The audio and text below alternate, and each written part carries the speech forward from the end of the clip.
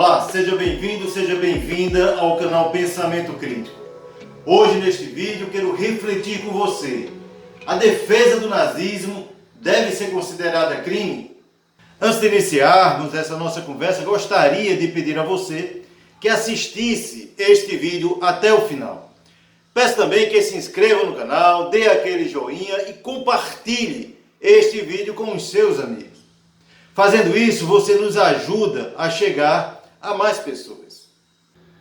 Dando continuidade à série de vídeos sobre democracia e saindo um pouco do aspecto eleitoral que tratamos nos dois últimos vídeos do canal, eu quero refletir com você sobre alguns episódios que ocorreram nas últimas semanas envolvendo youtubers e até um deputado federal que teriam feito apologia ao nazismo, inclusive fazendo uma saudação nazista. Essas pessoas elas estão sendo processadas e podem ser presas. Até aí, tudo bem, já que elas, ao fazerem apologia ao nazismo, cometeram um crime e devem responder pelos seus atos. Porém, estes episódios levantaram o seguinte debate. Ao serem condenados, o Estado não estaria cerceando a liberdade de expressão? Estas pessoas não teriam o direito de expressar livremente as suas ideias? Vamos ver o que diz o artigo 3º da nossa Constituição. Artigo 3º. Constituem objetivos fundamentais da República Federativa do Brasil. Inciso 4. Promover o bem de todos sem preconceitos de origem, raça, sexo, cor, idade e quaisquer outras formas de discriminação. Este artigo ele garante um direito fundamental em um Estado democrático, que é o direito ao respeito e à dignidade.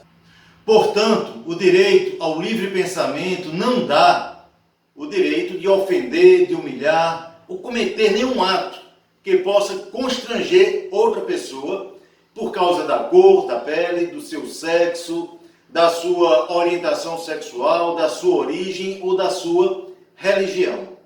Chamar uma pessoa negra de macaco, por exemplo, ou uma mulher de piranha, um nordestino de pau de arara, um judeu de ladrão.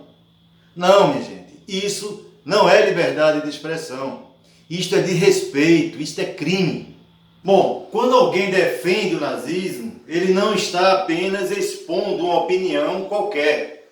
Ele está defendendo o direito a todo tipo de preconceito e pior. Ele defende a morte, a aniquilação física de todos os indivíduos que não se enquadram no padrão físico e nas ideias nazistas.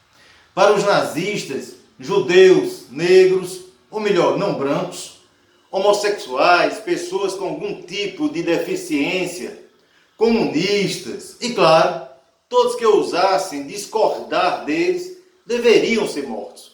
Aqui no Brasil, isso representaria mais da metade da população brasileira. Não estamos falando de mera liberdade de expressão. Estamos falando de uma ideologia que exala ódio e ameaça de morte. Na Alemanha, a apologia ao nazismo também é crime. Em 21 de dezembro de 2012, a ONU, Organização das Nações Unidas, aprovou uma resolução condenando o ressurgimento de partidos neonazistas e neofascistas, advertindo sobre o perigo de legalização de partidos de ideário preconceituoso e xenofóbico.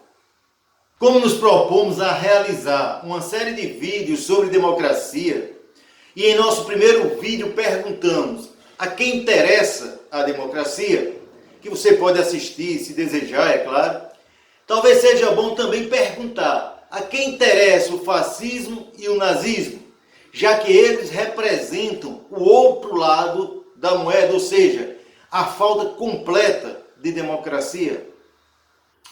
Se a construção de uma sociedade democrática e justa interessa principalmente aos trabalhadores e explorados pelo sistema capitalista, o fascismo e o nazismo eles podem ser de grande interesse para a burguesia, pois, como já vimos se repetir na história, Quando o capitalismo ele entra em crise ou quando os trabalhadores conseguem vitórias no campo econômico, no campo político, e a burguesia sente os seus interesses em risco, os regimes autoritários passam também a ser uma solução para os seus interesses econômicos. Não é à toa que são nos momentos de crise do sistema capitalista que os partidos fascistas e nazistas eles conseguem crescer. Foi assim após a crise de 1929 e agora também após a crise de 2008. Não é à toa que mesmo com a perseguição aos judeus ocorrida antes da Segunda Guerra Mundial e denunciada na Europa e nos Estados Unidos, as potências capitalistas não moveram nenhuma palha para impedir as atrocidades nazistas. Para eles, Hitler era um aliado contra os comunistas e contra a União Soviética. Aliás, a defesa que os nazistas faziam da chamada raça ariana, considerada a raça superior, e como tal deveria subjugar ou eliminar as raças inferiores, justificava a morte dos judeus, dos negros, dos deficientes físicos e dos homossexuais. Essa mesma ideologia ela foi propagada também pelos colonizadores europeus na África, na Ásia e na América, desde o século XV, num período pré-capitalista e num período de expansão capitalista. O maior genocídio da humanidade certamente foi realizado contra os povos originários da América pelas potências europeias. Segundo estudo publicado por Marcelo Gondim e Moema Vieser, foram mais de 70 milhões de indígenas assassinados ou vítimas de doenças trazidas pelos europeus. Só nos Estados Unidos foram mais de 18 milhões de indígenas. Cerca de 13 milhões de africanos entre os séculos XV e XIX foram escravizados pelos colonizadores europeus que utilizaram a mão de obra escrava para explorar as terras do continente americano. Este número não considera aqueles que morriam durante as viagens e eram jogados ao mar. Mas você podia dizer que isso era coisa do passado, que no século XX isso não ocorria mais. Bom, de 1885 a 1960, o Império Belga colonizou o Congo, deixando um rastro de sangue. Foram mais de 10 milhões de congoleses assassinados. Além de justificar a escravização e morte de africanos e povos originários a partir de argumentos raciais, os colonizadores se achavam superiores e promoviam em suas colônias a separação de fato, onde os povos originários não podiam circular em bairros de brancos, a não ser com autorização do colonizador. Isto ocorreu nas colônias francesas, nas colônias inglesas, até meados do século XX, quando esses povos, após muita luta, conseguiram conquistar a sua independência. Entre esses povos podemos citar a África do Sul, onde o apartheid foi instituído pela coroa britânica e a luta pela independência ela transformou-se em um apelo mundial contra o apartheid, pela liberdade de Nelson Mandela e pela independência do país do jugo britânico. Lembremos que os Estados Unidos ele foi elogiado por Hitler pela forma como conseguia instituir legalmente a segregação racial contra latinos, contra asiáticos e principalmente contra os negros, e que serviu de exemplo inclusive para a criação dos campos de concentração na Alemanha. Lembremos que os regimes ditatoriais e fascistas instituídos na América foram não apenas apoiados pelos Estados Unidos, mas também foram participantes ativos, inclusive dando treinamento a militares de como torturar os prisioneiros políticos. Para a burguesia, regimes totalitários que sirvam aos seus interesses nunca foi um problema. Eles não possuem valores éticos e morais contra a violência.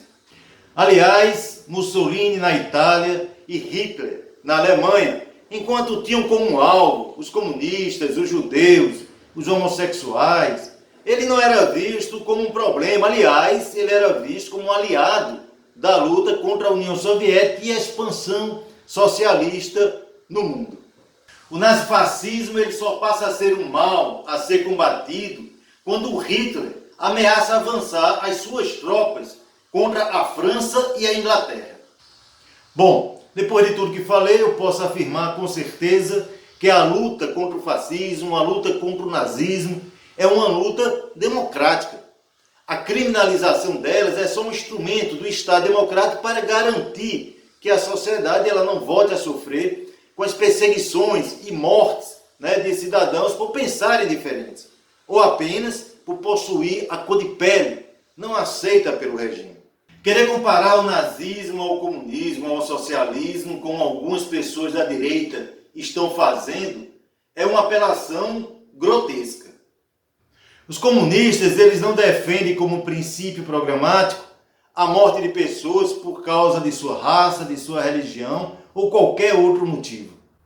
Os comunistas almejam uma sociedade mais justa, onde a riqueza produzida pelo trabalhador seja usufruída, por ele e por toda a sociedade, e não acumulada, por um insignificante número de pessoas representadas pela burguesia. Bom, eu não vou mais me estender. Espero que tenha contribuído para a sua reflexão.